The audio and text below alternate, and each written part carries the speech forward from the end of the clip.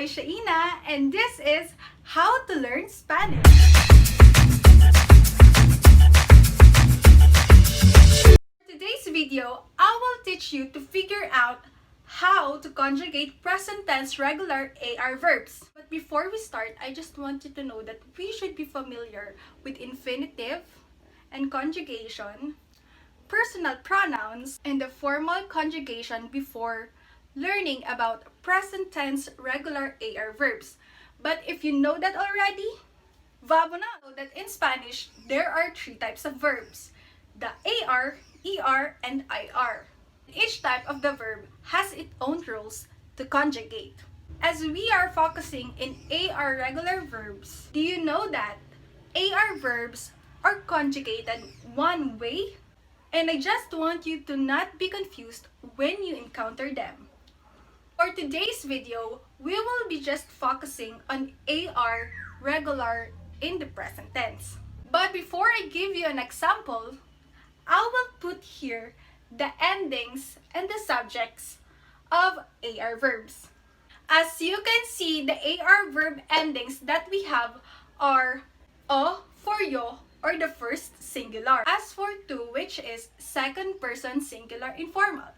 A for el, ella, usted, which is third person singular. Amos for nosotros, which is first person plural. A is for vosotros, which is the second person plural informal. And the last one is an for ellos, ellas, and ustedes, which we used for third person plural and second person plural informal. Let us use the word hablar for our first example. Hablar means to speak or to talk.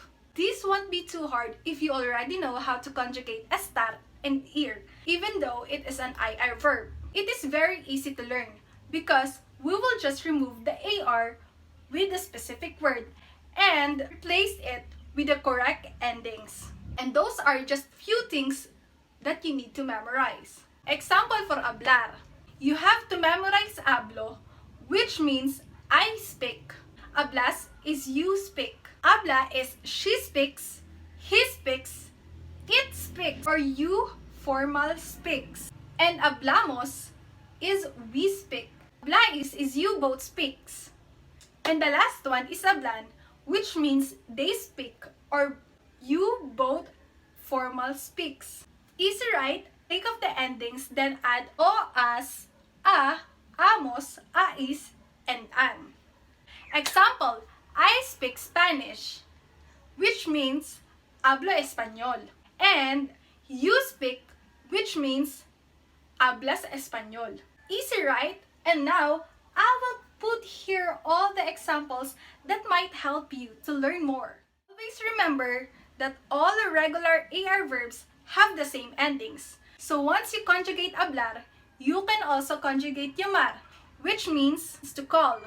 And now I will show you in the screen the conjugation of llamar. See, we all remove the endings of each of them and replace the right or appropriate endings for them. So that is for today, and I hope you learned something new from me. Gracias por escuchar. Hasta luego. Adiós.